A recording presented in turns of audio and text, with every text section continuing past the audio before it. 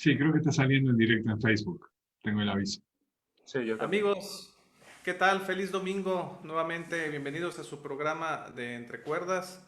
En esta ocasión estamos muy contentos y nos sentimos privilegiados por tener con nosotros a uno de los guitarristas más importantes en los últimos años. Hemos tenido también el placer de tenerlo aquí en el Festival Internacional de Guitarra en dos ocasiones, la última vez en el 2018, y nos referimos al maestro Eduardo Fernández. Maestro, bienvenido y qué gusto Gracias. saludarlo nuevamente. Un gran placer estar con ustedes de nuevo, aunque sea virtualmente. Saludos a todos. De manera virtual, maestro, pero de manera muy cercana, ¿verdad? De manera muy boreal, ¿verdad? Sí, En un Uruguay, sí.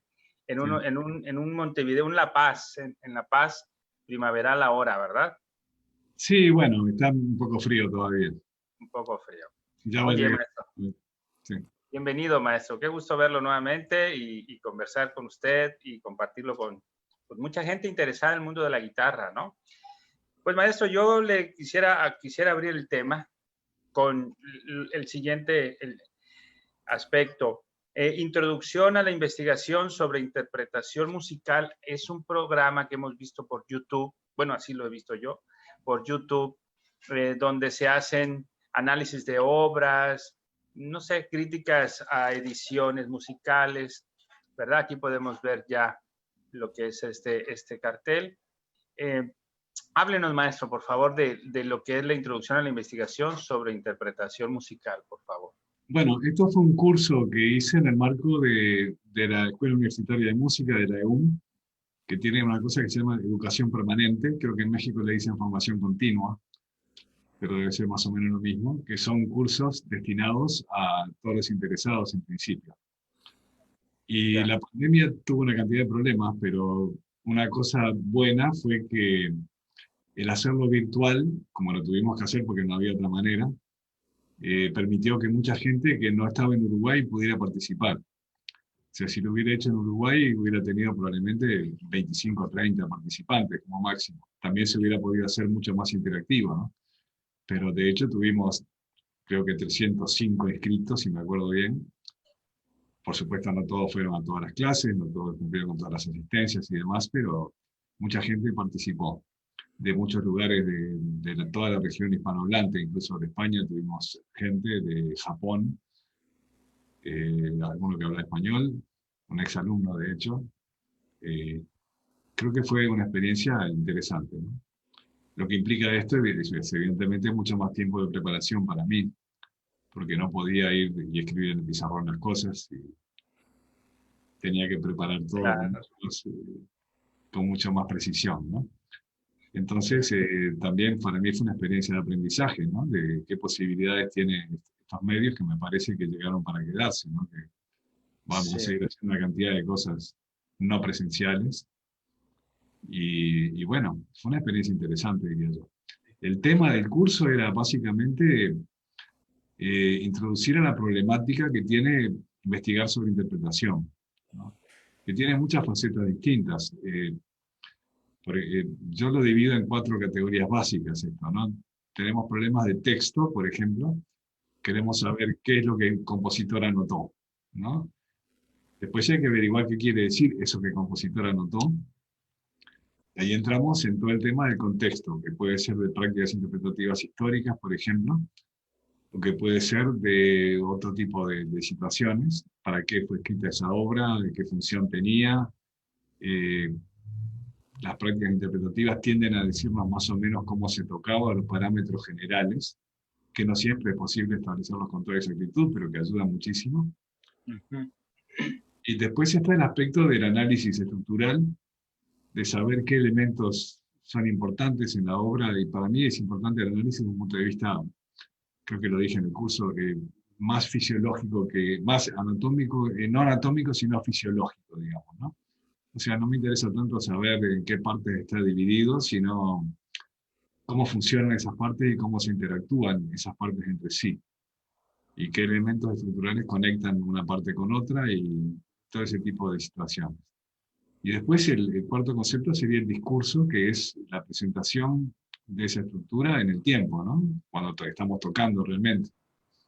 que muchas veces es un juego diferente a lo que es el juego de análisis estructural, ¿no? Claro. Y traté de poner ejemplos muy variados de muchas épocas distintas. Fueron 7 encuentros en total. El primero fue más o menos teórico, para exponer todos estos conceptos con ejemplos y situaciones más o menos típicas.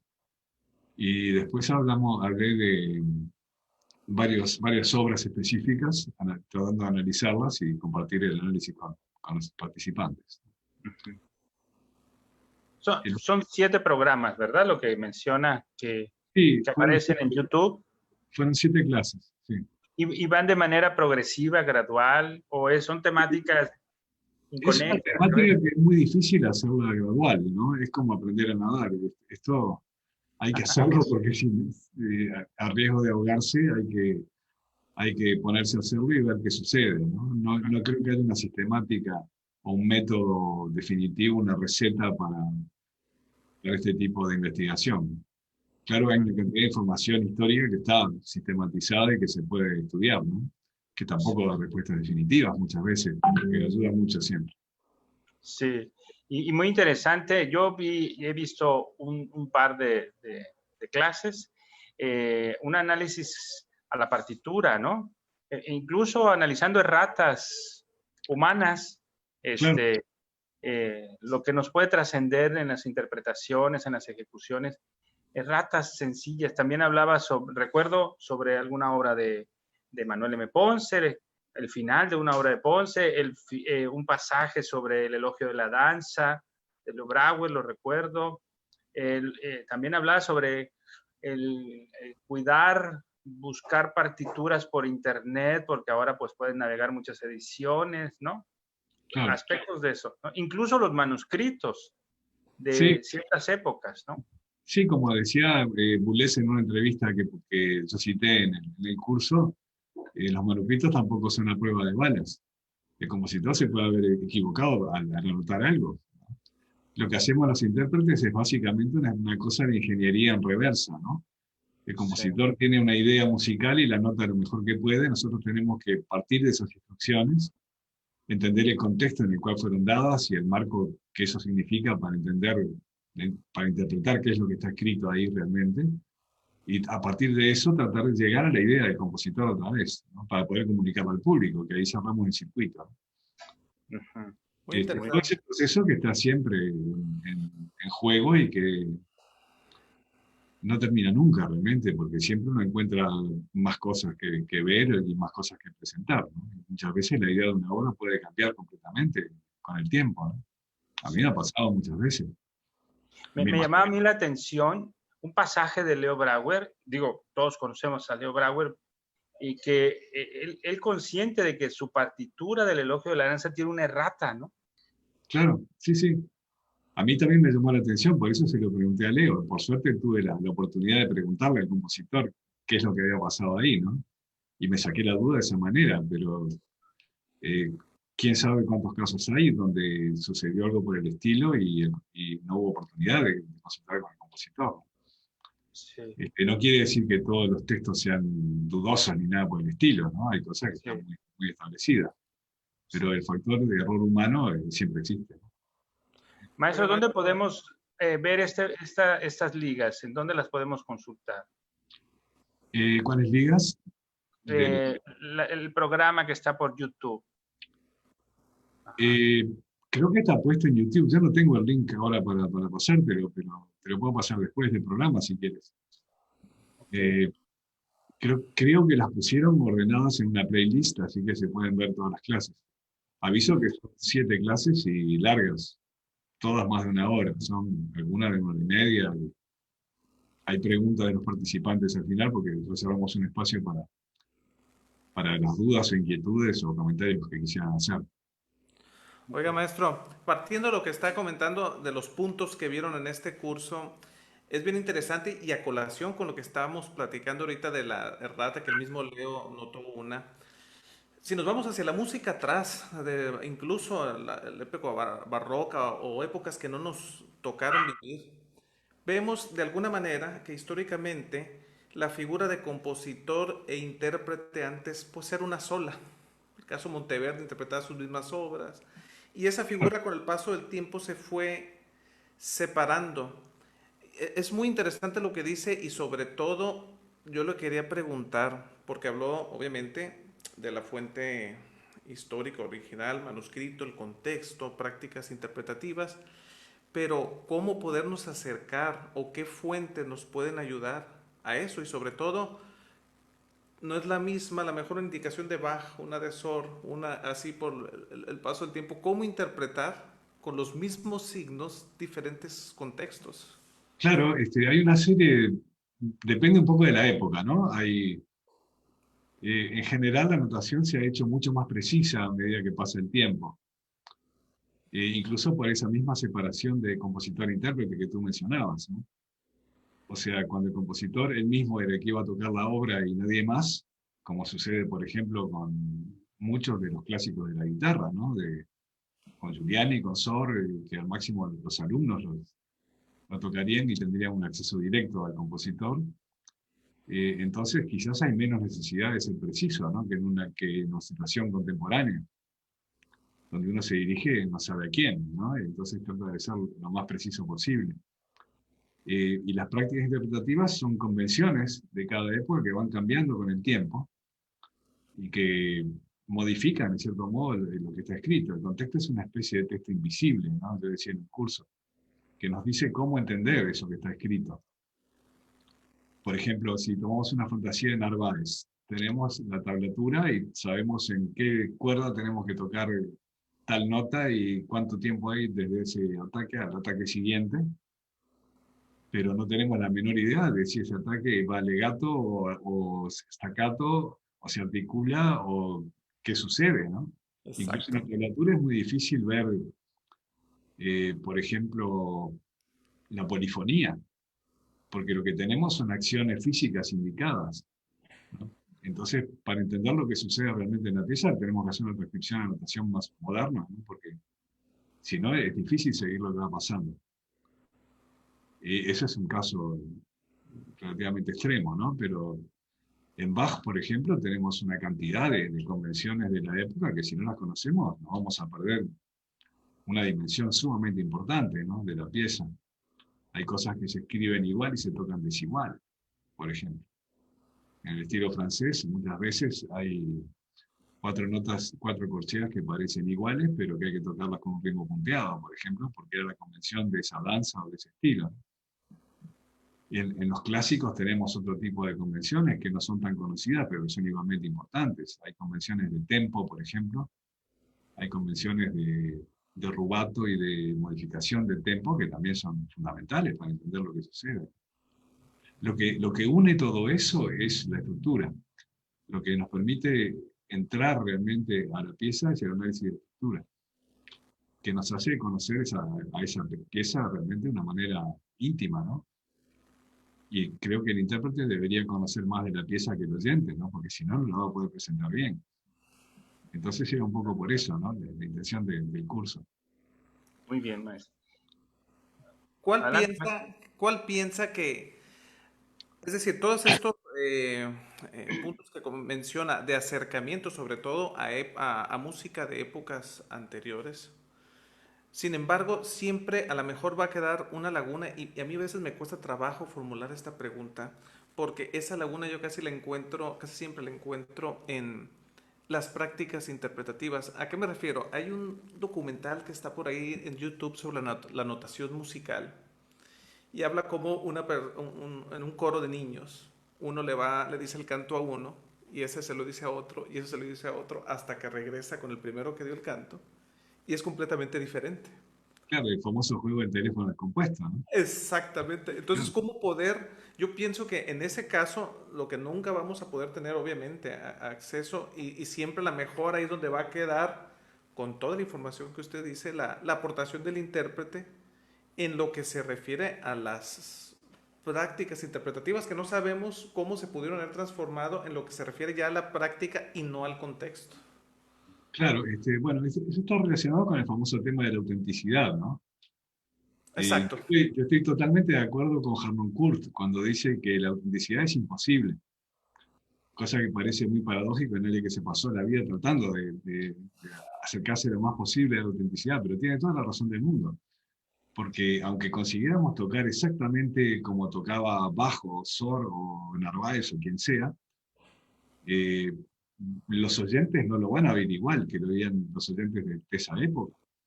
Entre otra cosa porque han oído una cantidad de música que se compuso después, ¿no? Y es otra cabeza, es otro oído, es otra manera de entender la música. Y bueno, esa brecha no la podemos salvar. Pero sí podemos tratar de presentar las ideas fundamentales de una manera que se entiendan hoy. Y para eso las prácticas interpretativas son muy importantes. Pero siempre va a haber un restito de desconocido, o un resto muy grande de desconocido. Cuanto más lejos la época, probablemente más grande es esa brecha, ¿no? Y muchas veces yo no sé si nos estamos haciendo la idea de que estamos siendo auténticos y realmente estamos haciendo cualquier cosa, para decirlo de una manera brutal, ¿no? No podemos estar seguros nunca, pero podemos creer o aproximarnos mucho a la idea básica del compositor. Por ejemplo, en el caso de Narváez, si entendemos que es polifónico, si entendemos que hay un resto modal en lo que él hace, que las tensiones armónicas no son iguales que las que pensaríamos hoy, o de las que pensaría Sor, por ejemplo. Exacto. Ahí ya tenemos un punto muy importante para entender mejor la pieza. Y adquiere una dimensión mucho más humana y mucho más comunicativa, más expresiva, si ustedes quieren, que me parece que enriquece la pieza, ¿no? Y ese es el objetivo. Maestro, habría si se pudiera señalar como un referente, ¿hay alguna época, alguna región que establezca la convención interpretativa que actualmente se hace hoy? Claro, bueno, esa es una pregunta bien moderna, actual, que nadie se hubiera hecho en la época, ¿no? Ajá.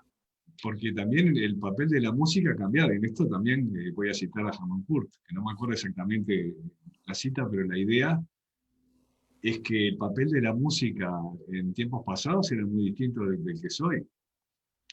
Digo, la gente no estaba escuchando música todo el tiempo, todo el día, a toda hora, ¿no? Ni Sí. que hablar de que no existía internet, eso lo sabemos. Pero no había música funcional, no había música en los ascensores, no había música en los restaurantes. Y escuchar música era una cosa seria. Era una actividad realmente importante. Quizás una comparación se podría hacer con el cine hoy. No sé No si tanto en el concierto, sino en el cine. Claro, tendría que hablar, para que tengamos una idea de lo que era un concierto en esa época, quizás tendría que compararlo con el cine. Ustedes no van al cine muchas veces a ver películas que ya vieron. Las vieron una vez y alcanzan, ¿no? Salvo si es un clásico, una obra que los dejó impresionadísimos, quieren verla de nuevo, van, ¿no? Pero en general uno busca las películas nuevas, o las series nuevas, ¿no? Digo, y en esas épocas pasadas era así también. Se buscaba la música que estaba recién compuesta. Así es. A nadie le interesaba la música del pasado. Fíjense lo que pasó con Bach. No es que la música de él se perdió. La seguían estudiando. Era parte de la formación de todos los músicos, pero a nadie se le ocurría tocar las obras de Bach, ¿no? Recién a Mendelssohn se le ocurrió la idea de resucitarlo y tocar la poesía en San Mateo, ¿no? En Leipzig. Pero la idea era que se tocaba la música que se había compuesto la semana pasada. En el caso del Bach, muchas veces literalmente, no las cantatas. Tenía que ser era la del oficio del siguiente domingo, ¿no? Claro, claro. Entonces, ese tipo de actitud no existe hoy. De hecho, más bien, Oiga, maestro, le huimos a la música reciente. Sí. y es otra actitud la de hoy, ¿no? Porque si nos vamos a las salas de conciertos, la música, al menos en un 80%, son obras del pasado y muy pocas obras del Exactamente. presente. Claro, a eso me refería, ¿no? Entonces, ya la actitud es distinta y la actitud del oyente es totalmente diferente, ¿no? Si hablas un lenguaje en tu obra que todo el mundo entiende instantáneamente y que sabe lo que estás haciendo desde el punto de vista del fraseo, de la retórica de la pieza, de la intención de la pieza, de la función de la pieza. Si todo el mundo entiende el texto que se está cantando, por ejemplo, es muy distinto que si haces una cantata de Bach en un lugar donde nadie entiende alemán, donde no se sabe qué función litúrgica tiene esa cantata, ¿no? Y no se entienden los giros retóricos que usa Bach para ilustrar el texto, por ejemplo. Ahí uno se pierde una dimensión importantísima. Y sucede lo mismo con otras obras. Tomo las cantatas de Bach como un ejemplo, pero podría hablarte de una pieza del Sol también, exactamente con el mismo criterio, ¿no? Entonces, esa dimensión no la podemos recuperar. Lo que sí podemos recuperar es la intención expresiva, la idea, y entenderla exactamente cómo funcionaba en la época y tratar de reproducir algo de esa experiencia, hasta cierto punto, que va a haber siempre un resto, como te decía antes, que no vamos a poder reproducir, porque no está en la cabeza de los oyentes. Y en ese sentido, los instrumentos réplica de las épocas contribuyen a un acercamiento, maestro, desde su punto de vista. Depende un poco de los casos, ¿no? Si empezamos por lo más antiguo, te diría, la música de Vihuela, por ejemplo, suena muy distinta en guitarra, porque el tipo de sonido del instrumento de respuesta es diferente, el timbre es diferente, pero la polifonía queda igual, ¿no? Entonces ahí quizás no sufre tanto. Hay otras obras que dependen más del instrumento específico. Hay mucha cosa de Sor, por ejemplo, que suena completamente distinta en una guitarra de la época, en una réplica, que en una guitarra moderna. Pero si conocemos el instrumento original y sabemos las posibilidades que tiene, y qué es lo que se puede hacer y qué es lo que no está en el vocabulario de ese instrumento original, ahí ya vamos bastante bien encaminados para hacer una versión válida en un instrumento moderno. O sea, el instrumento antiguo tampoco te garantiza que haya autenticidad. Uh-huh. Eso es el hardware, ¿no? El software del intérprete es lo que te va a garantizar, más bien que la interpretación sea buena. Oiga, maestro, maestro, de esta serie dijo un punto muy interesante sobre el entendimiento, el ejemplo que puso, ese paralelismo con el cine y con las salas de conciertos, se me hizo muy interesante, y le hago una pregunta que yo sí casi siempre me hago, y que ahorita de alguna manera me dio una respuesta, y que tiene que ver con la música contemporánea. Es decir, la gente cuando escuchaba Bach, o todas yéndonos a esa época, era porque eran obras nuevas, pero era, como dice Harnoncourt también, era parte de la vida. Es decir, la música formaba parte de la vida y era un acontecimiento ir a escuchar eso, se conocía lo que está haciendo, se sabía la intención y todo el contexto. Hoy en día en los conciertos vemos que la mayoría de los programas son obras del clásico, para atrás al menos en un 80%, y hay una cierta resistencia hacia la música contemporánea. Obviamente hay más distracciones, la música ya no es el centro de nuestras vidas, pero quizás sería ese desconocimiento, que incluso puede ser responsabilidad nuestra de los músicos, el no acercarnos a las nuevas propuestas, el no quererlas conocer y anclarnos un poco hacia el pasado. Sí, sí, está todo eso, pero tienes que tener en cuenta también, me parece, el contexto social en el cual eso ocurre, ¿no? No es lo mismo hacer una obra hoy donde es lo único que se va a tocar y que se va a oír, que hacerla en un momento donde no había música comercial todo el tiempo. Entonces, obviamente, no va a ser igual la situación, ¿no? Y hay un problema también con la música contemporánea de simple familiaridad, ¿no? Si tú escuchas una obra de Kürtel y estás pensando, a ver, ¿y cuándo entra una batería? Digo, ahí vas a tener un problema, ¿no? Pero no quiere decir que con escuchas repetidas no se alcance esa familiaridad y pueda llegar perfectamente a un oyente. Quizás lo que tendríamos que hacer es hablar más, explicar más las cosas, no necesariamente para dar línea y decirle al oyente qué es lo que tiene que oír y que esto es bueno y que se quede en la silla porque vale la pena oírlo, aunque también sería una cosa importante eso, sino simplemente explicar cuál es la intención de la pieza, cómo funciona, quizás tocarla varias veces en el mismo programa para dar más oportunidad de que se entienda si es una obra compleja. Y bueno, eso, por ejemplo, lo hablamos en la clase sobre Carter, ¿no? Que analizamos Changes, que es una obra que, no sé, puede parecer muy compleja en la primera audición, pero realmente es muy simple como está hecho desde el punto de vista musical. Si uno lo escucha con oídos inocentes, y quiero decir realmente inocentes, quitándose todo lo que uno tiene en los oídos de basura acumulada, digo, se puede entender perfectamente, no tiene ningún misterio. Pero esa es una brecha que tenemos que suplir en parte nosotros y en parte la educación musical general. Tampoco podemos hacer todo. Lo que Claro. podemos hacer es tocar lo mejor posible y tratar de explicar qué es lo que nos parece importante de la pieza. Ya, muy bien. Maestro, ¿y esta serie de programas se va a extender? ¿Ya llegó a su fin? Sí, ya ¿Habrá terminó. una segunda El curso, temporada? No sé. ya estuvo el curso, terminó, eran 7 clases, y no sé si va a haber otros cursos de ese tipo el año que viene, todo depende de cómo vaya la pandemia, ¿no? Esto fue una cosa completamente fortuita que se dio así. De hecho, creo que nadie en la EUM pensaba que íbamos a tener tanta gente Sí. participando. Fue una Pues, sorpresa para ellos también. Este, yo no sé si esto va a seguir de alguna manera, no tengo la menor idea. ajá. Pues yo lo felicito, maestro, porque de verdad son programas muy, muy interesantes. Yo invito a los estudiosos de la guitarra que se acerquen a esos programas. Vale mucho la pena escucharlos, reflexionarlos y aprender, por supuesto, ¿no? Sí. Bueno, Maestro Rodolfo.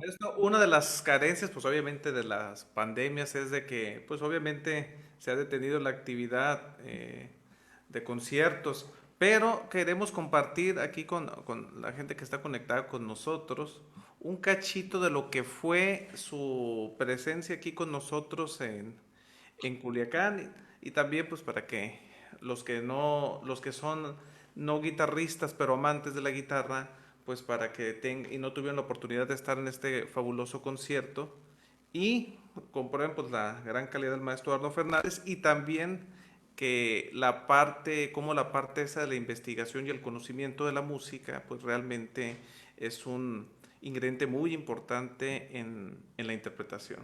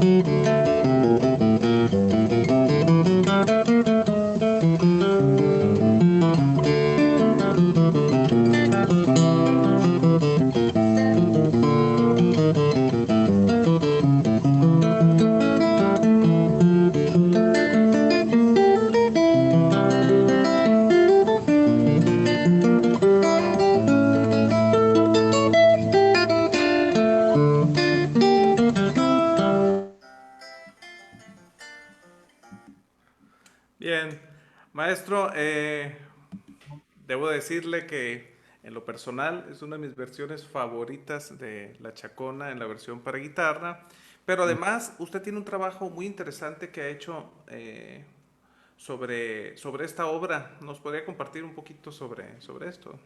Bueno, sí, yo había hecho un pequeño libro sobre Bach, este, básicamente basándome en las obras para laúd y cosas generales, ¿no? De Bach, que sería muy largo hablar de todo acá, pero hablando de la dimensión retórica, por ejemplo, y de las citas de corales que hay, y toda la intención general, ¿no? Que es muy simbólica y religiosa muchas veces. Y ahora hice una ampliación de eso, incorporé también el trabajo sobre la Chacona y otro sobre el preludio de la suite de 996, y preparé una versión en inglés que pienso que va a salir pronto, y bueno, a ver qué pasa con eso. Pero es un trabajo de muchos años, ya que sobre Bach. Y este trabajo se denomina, creo yo, Ensayos sobre las obras para laúd de Johann Sebastian Bach, ¿no? Sí, que eso fue publicado en Uruguay y luego el editor cerró, dejó de publicar cosas, entonces ahora no está en ningún lado. Estará pirateado seguramente por algún lado, pero no está disponible en formato físico. Así que voy a ver si Ajá. en esta nueva publicación. Y eso también conllevó a una grabación discográfica, ¿no? Sobre estas obras. No, en realidad surgió después de la segunda grabación que hice de las suites. Ah, sí. Sí, son ideas que obviamente venía pensando de antes, pero me senté a escribirlo después. Ujú. Muchas Y veces esa nueva publicación, perdón, y esa nueva publicación para cuándo se considera que podría estar? pienso que va a ser bastante pronto. No te puedo dar una fecha exacta. Pero siempre hay una interacción entre lo que uno hace como intérprete y lo que piensa, ¿no? Y las cosas se alimentan una con otra. De hecho, ese trabajo me llevó a tocar algunas cosas distintas, por haberlas entendido mejor o por haberlas entendido de otra Ujú. manera. Y a esta altura hay cosas que he cambiado 4 o 5 veces de criterio, y cada vez uno está seguro que está en lo cierto y después descubre que hay un poco más, ¿no? Una Oiga, amiga me maestro, dijo que ese es el criterio de Hegel, de la verdad, que claro. no es fija, sino que es dialéctica y evolución. Oiga, maestro, y sobre esta obra en particular de La Chacona, que pues obviamente ha habido muchísimas transcripciones tanto para el instrumento como para otro tipo de instrumentos. De manera muy personal, ¿qué lugar ocupó para usted esta obra de Bach y la importancia de la guitarra? Bueno, para mí, en primer lugar, no es una obra fúnebre ni nada por el estilo. Creo que la interpretación que anda circulando por ahí de Helga Töne, que es una musicóloga alemana, Sí, eh, que lo asimila a una especie de requiem por la primera esposa de Bach, es completamente equivocada, incluso por razones hasta historiográficas, ¿no? Porque fue escrito bastante antes de ese acontecimiento, demostrablemente, ¿no? Antes. Y creo que tenemos que verla en el contexto de lo que era una chacona en ese momento, de por qué Bach usa la forma chacona en esta partita, por ejemplo. Y la chacona es una forma abierta. Es una estructura de 4 compases que lo que tiene más o menos es una secuencia rítmica. Hay quien dice que esto se origina en México incluso, que después llega a España y después al resto de Europa. así es. Aquí. Es posible. Eh, Particularmente en Michoacán, algunos. Eso me han dicho en Michoacán, sí. En- Y es sí. posible que sea cierto, además, porque ese tipo de desplazamiento métrico que hay en la Chacona es el que sucede también en tanta cosa de Latinoamérica, ¿no? De todas maneras, en esta obra me parece que lo que es importante es el elemento de las citas de corales que Bach usa, que las usa abundantísimamente. Algunas cosas de práctica interpretativa de la época, por ejemplo, entender que los ritmos punteados son desigualdades escritas que muchas veces no se escribían, entonces no son necesariamente de tomar al pie de la letra 100% todas las veces. se tiene que entender, obviamente, que es corto y largo, o largo y corto, pero no tiene por qué ser exactamente en esas proporciones. Y creo que la chacona implica siempre un movimiento hacia adelante, ¿no? Que la misma estructura métrica es como uno de esos muñecos que uno los tira y se vuelven a parar, ¿no? Está siempre apuntando al, al acento siguiente, al compás siguiente. Entonces tiene que moverse, no puede ser una cosa estática y funeraria, ¿no? Yo la veo así, por lo menos, y creo que mucha gente de música antigua no estaría demasiado en desacuerdo con esto, ¿no? O sea, yo la toco mucho más rápido que lo que es habitual en guitarra. Pero si ustedes ven la versión de Sigrid Van Kauken, por ejemplo, en violín barroco, digo, estamos más o menos ahí, en tiempo de Leonhardt. Yes. Versiones que yo no conocía cuando decidí tomar ese tiempo, ¿no? Pero Claro. me parece que no soy el único, ¿no?, que lo ve así. Y es una obra que me fascina mucho porque es una de las cumbres, ¿no?, de Bach incluso. Muchas veces se piensa que Bach fue el primero que hizo una obra grande para violín solo, y no es así, hay antecedentes bastante incluso lejanos de la generación anterior de Bach, de obras para violín solo de grandes dimensiones, ¿no? Y más cerca de Bieber, por ejemplo. O sea, hay toda una tradición, y él se inserta en esa tradición también. Y bueno, Sí. no sé si eso te respondo algo de la pregunta.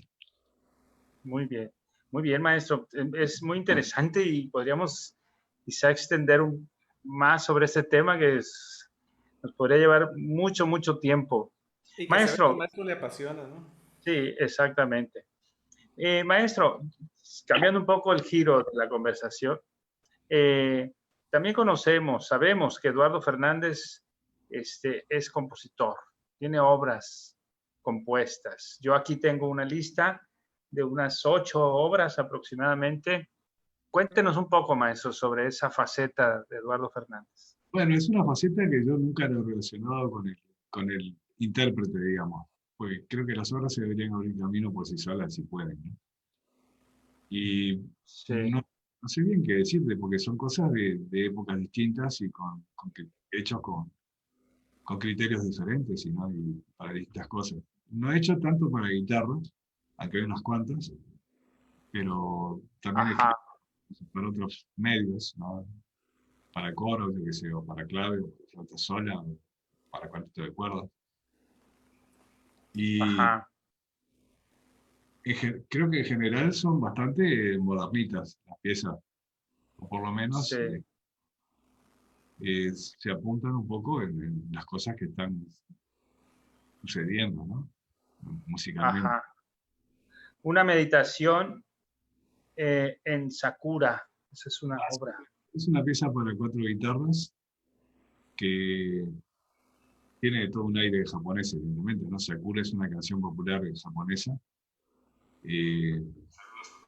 Esa la idea se me ocurrió porque ¿qué pasaría, digamos, si... Creo que es Stockhausen que dice en algún lado que qué pasaría si pudiéramos comprimir una sinfonía de Beethoven hasta que durara medio segundo, ¿no? Y qué diferente sería esa sinfonía de Beethoven de otra sinfonía de Beethoven también comprimida a medio segundo. Y Sí. pensé, ¿qué pasa si tomamos un sonido de guitarra, una sola nota de guitarra, y la ampliamos y que dure unos 10 minutos? ¿Qué pasaría ahí? Ya. Diríamos, ¿no? Y Sí, la pieza dilatarla en vez de comprimirla. dilatada en medio de segundo. Entonces, esa pieza tiene un momento que es un ataque, después una resonancia y después una disolución de ese sonido, ¿no? Todo está escrito y demás, pero esa es la idea básica. Hay otra obra que es Constelación. Es correcto, Sí, ¿verdad? es una obra más temprana, más bien aleatoria, yo incluso no la he revisado. Esa es tipo sacarla del catálogo en cualquier momento. Sí. Tocata para 3 guitarras. Esto fue lo primero que hice. Es muy influido por Sant'Orsola, con quien estaba estudiando en ese momento. Por Guido. Sí, un Guido Sí. Sant'Orsola, un gran maestro, ¿no?, de Uruguay, nacido en Brasil, Claro. de origen italiano. Ajá. Claro. Sí, sí, Oiga, sí. maestro, y ya que estamos hablando como Eduardo Fernández como compositor, también hay un disco que me gusta mucho de Eduardo Fernández con Decca, que es donde toca Concierto del Sur, Concierto de Villalobos. Pues obviamente venimos de una tradición en la guitarra, yo creo de la guitarra clásica a partir de Giuliani, Sor, luego pues están el concierto, los conciertos para guitarra y orquesta, pero en este caso, ¿qué opinión les merece los compositores latinoamericanos para guitarra, Ponce, Villalobos, Brauer? Bueno, me parece que son fantásticos, ¿no? Los tres que nombraste y muchos otros. Yo haría una división allí, o sea, hay algunos compositores que están mucho más vinculados a lo popular, al folclore, digamos, a la música tradicional. Por ejemplo, Gentil Montaña en Colombia, que me parece formidable también. Hay otros que usan esos elementos de músicas tradicionales para hacer formas cultas o elaboradas o clásicas, como sucede con Guastavino y hasta cierto punto con Ponce, me parece también.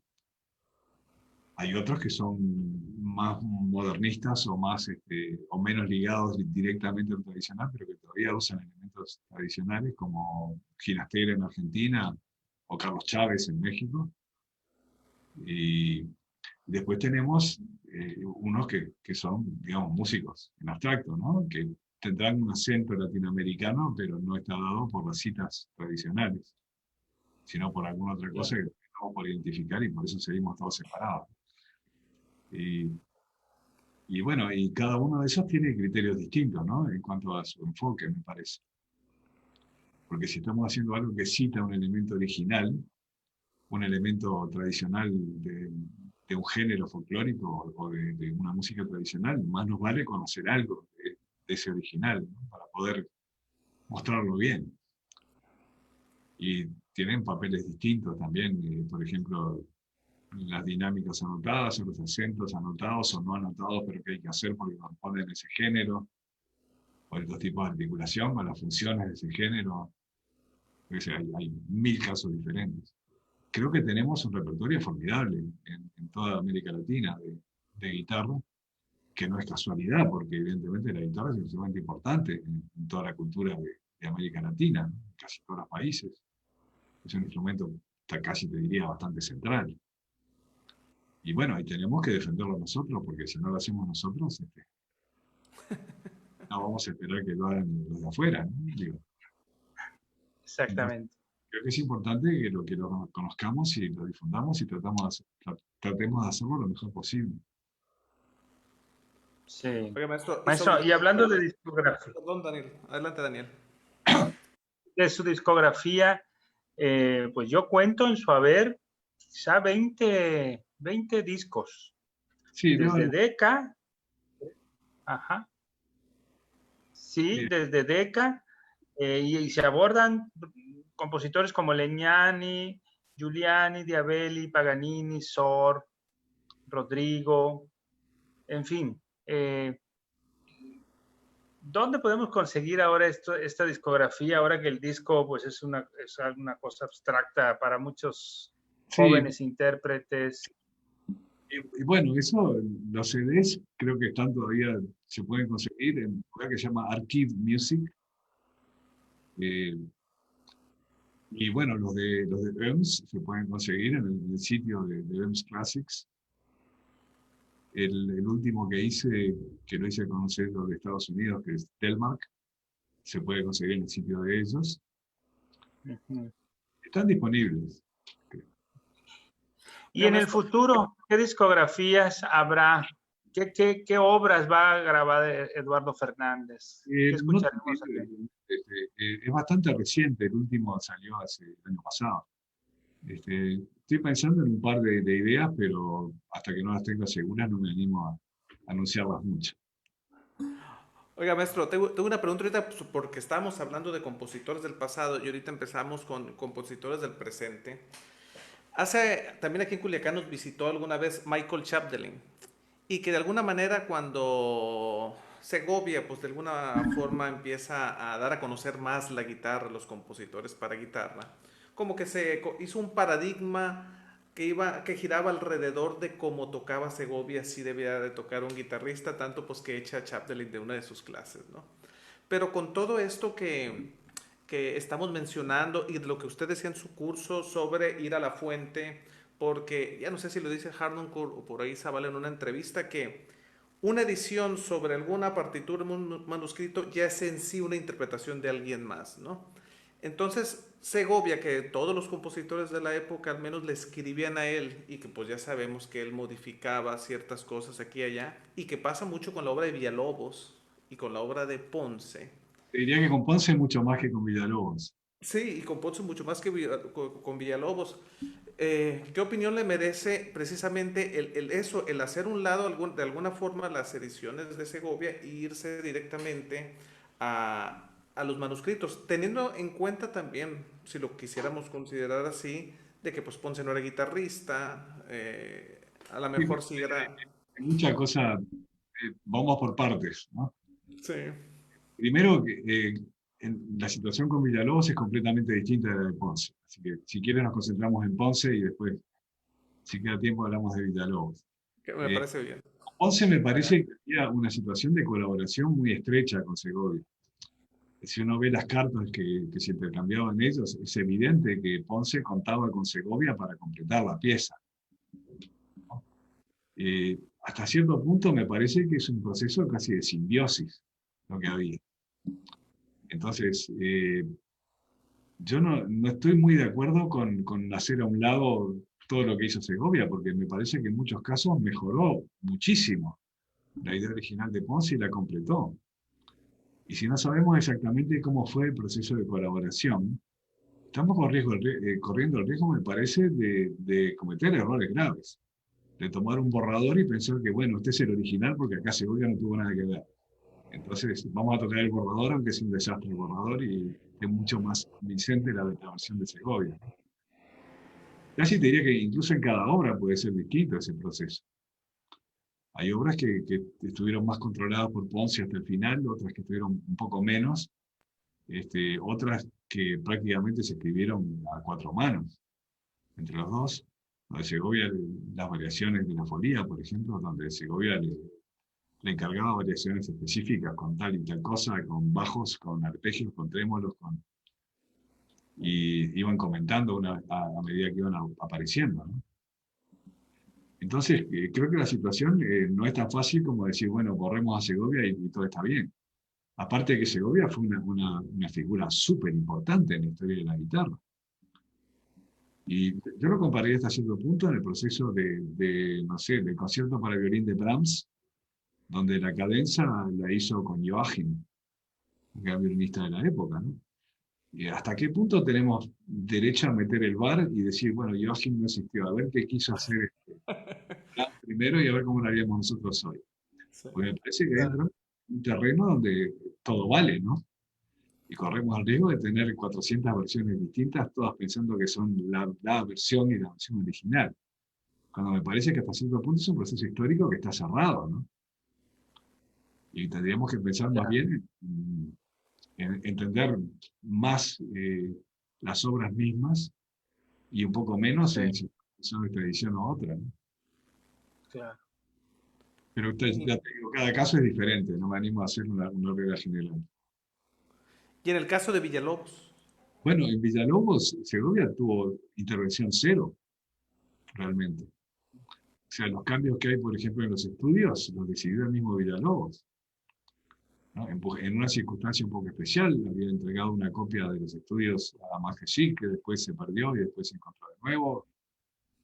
Y en el ínterin pasaron desde 1928 hasta 1954 de la publicación, imagínate. Pasaron muchas cosas, Villalobos también evolucionó y decidió hacer algunos cortes y algunos cambios.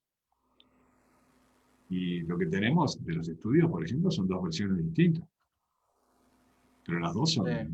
son válidas perfectamente. Y no es el Yo único caso. recuerdo un,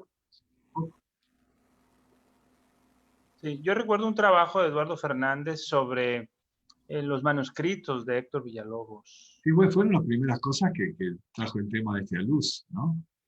Que en ese momento Sí, uno no tenía todos los datos había aparecido recién el manuscrito de 1928 y uno decía, bueno, ¿y qué pasa que esto es tan distinto de lo que fue publicado, ¿no? Y Ajá. ahora sí tenemos más datos y está abundantemente claro, ¿no? Que los cambios que fueron realizados en 1954 o antes o en algún momento después, en los años 40, Sí, fueron queridos por Villalobos y perfectamente válidos. sí. Muy bien, maestro. También preguntarle, maestro, cambiando un poco el giro, el maestro Eduardo Fernández, el docente Eduardo Fernández.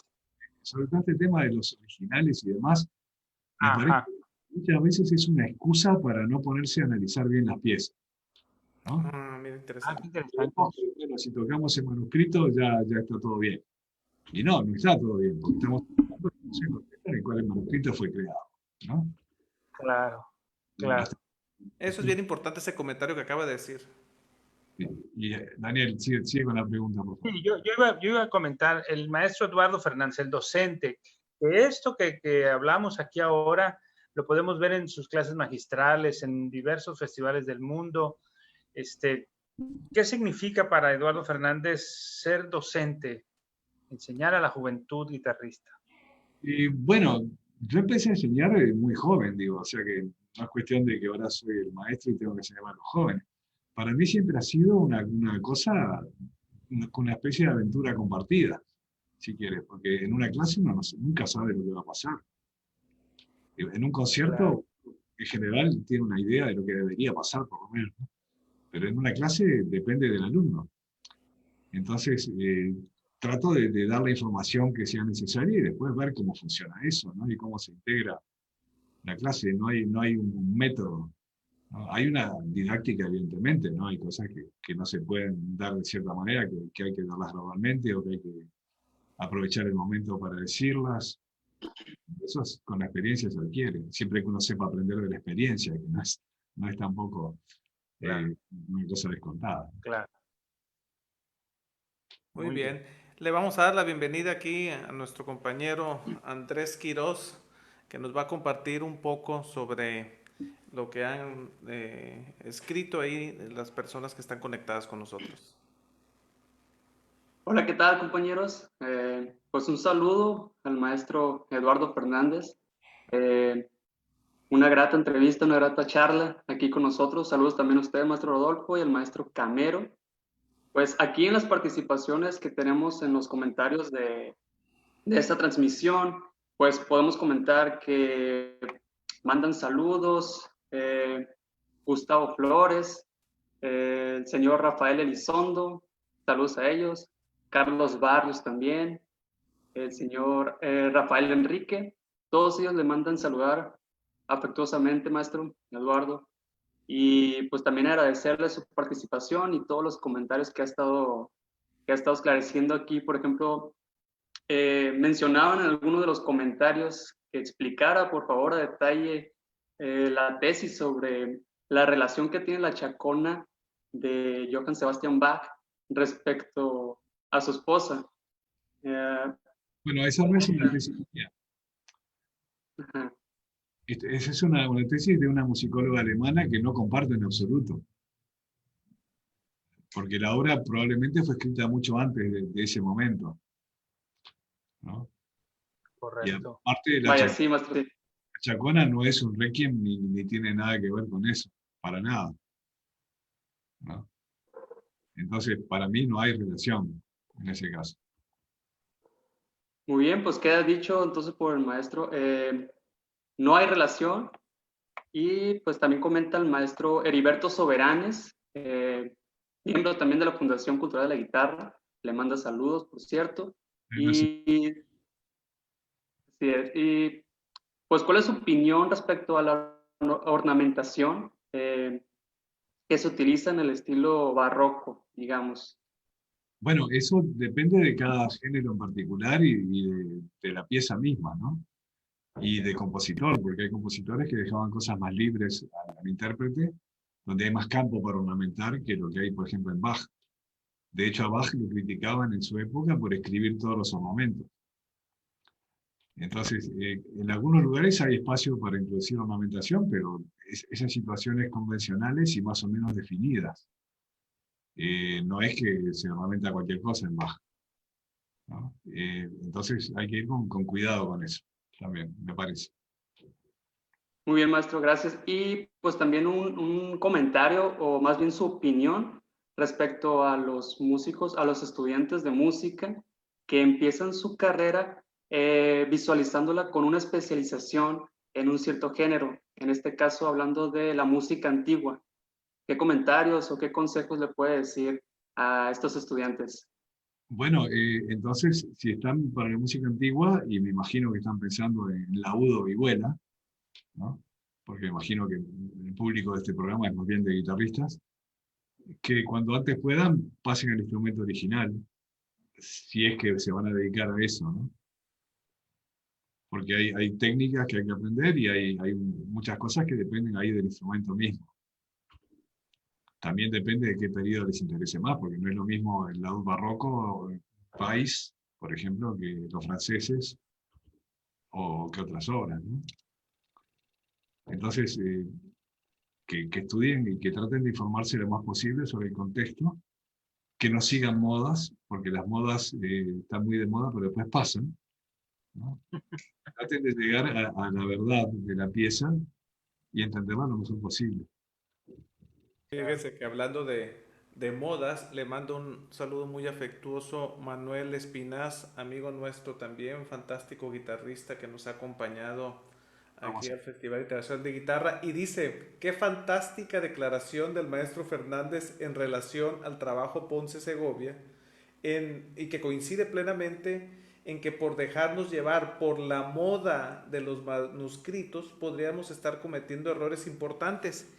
Y lo asumimos así, no en sí porque se consulta el manuscrito, sino simplemente tomar como un absoluto el manuscrito, ¿no? Claro, cuando hay todo un proceso posterior al manuscrito, Claro. ¿no?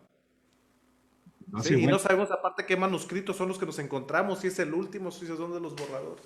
no sabemos si es un borrador. Así es. De hecho, un ejemplo flagrante de esto es el Concierto del Sur. No sé si has visto alguna vez la primera versión que hizo Ponce del Concierto del Sur de la parte de guitarra. Sí, claro. Que la parte de guitarra es inejecutable y no funciona. Así es. Y Y que está lleno de tachaduras incluso esas partes algunas. lo que hizo Segovia fue maravilloso, Sí. porque aparte consiguió traducir las ideas de una manera formidable. Sí. Lo que extrañamos ahí nomás es ver la versión manuscrita, pero de la versión final, es así la que por ahí se dice que alguien la compró. A veces ni existe porque la versión final de pronto fue de la cadencia esta, por ejemplo, la escribió Segovia mismo. Exactamente. Ponce estaba en Montevideo para el estreno del concierto, ¿no? Entonces, Correcto. es absurdo andar buscando la versión original, entre comillas, de algo que no fue así, ¿no? Entonces, me parece que es una visión un poco ingenua de todo este tema del texto, ¿no? Pensar que el manuscrito es la solución absoluta de todo. Claro. Maestro, pues ha Entonces la sido... edición, Daniel, adelante. se me quedó con la pregunta de la edición del Concierto del Sur de Bear Music es digamos que la convención de Ponce Segovia, digamos que sería lo más acercado a lo que se concibieron ambos entre sí. Yo diría que sí, en ese caso no tengo ninguna duda que sí. En algún otro caso de alguna otra obra podría de repente objetar algún tipo de solución que encontró Segovia, pero tendríamos que ver caso por caso y además yo me puedo equivocar como cualquiera también. Claro. Entonces, la opción siempre es considerar, bueno, el proceso está cerrado, hubo una colaboración que llegó a este resultado. Ya, no molestemos más, ¿no? Esa es una posibilidad. Muy bien. La otra es ponerse a ver obra por obra, y bueno, acá de repente esta solución que encontró Segovia funcionaría mejor esto otro, ¿no? Pero en cada caso habría que fundamentar todo con mucho cuidado, ¿no? No es simplemente Claro. encontrar el primer manuscrito que me cayó de internet y toco eso porque eso es el original, ¿no? Muy bien. Muy bien, maestro, pues ha sido un placer y siempre es muy grato platicar con usted, la verdad, y estos temas dan para muchísimo más. Esperamos que más adelante haya la oportunidad de seguir, que siga compartiendo con nosotros pues todo su trabajo y también pues que realmente además de ser un gran intérprete o tal vez es un gran intérprete porque pues realmente es un erudito el maestro Eduardo Fernández, ha estudiado mucho la música, es un apasionado de la investigación musical, se le nota y lo transmite y siempre es un verdadero placer y además una importante oportunidad de aprendizaje de todos nosotros y agradecemos mucho, maestro, la generosidad con la que comparte todo lo que es usted. Bueno, muchas gracias a ustedes. Un gusto hablar siempre con todos ustedes. Saludos a todos. Y bueno, espero que no les hayamos aburrido demasiado. ¿no? No, No, para nada. acuérdese que No, y aquí... se quedaron varios temas en el tintero, ¿eh? No, Sí, sí, nos un quedan muchos. tintero del tamaño de una gasolinera, seguro. Sí, así Esperemos es. pronto Maestro, ha sido un placer. tenerlo nuevamente aquí en Culiacán, Sinaloa. Bueno, estuvimos aquí en el 2018, que los guitarristas estuvimos muy contentos, pasamos un tiempo muy agradable aquí en Culiacán, con usted. Y pues esperemos que en el futuro, ya que pase esto, podamos volver a compartir esto de manera presencial, ¿no? Ahora que sí. Poca gente sabe que el maestro Eduardo Fernández es un experto para jugar billar. Poca gente lo sabe. Un momento de suerte. Muy bien, ¿eh? Lástima que no tengo la imagen aquí ahorita a la mano, si no lo voy a compartir ahorita. Maestro, pues un abrazo. Un abrazo. Un abrazo muy grande, agradecemos mucho nuevamente, le deseamos lo mejor y pronto y pues seguiremos en contacto. ¿Cómo no? Muchas gracias. Chao, chao. Un Maestro abrazo. Pionero Andrés Quirós, muchas gracias por su participación y a nuestros amigos que nos han seguido domingo a domingo en el programa de Entre Cuerdas, los invitamos a seguir conectados. Que pasen feliz domingo y nos vemos en la próxima. Chao.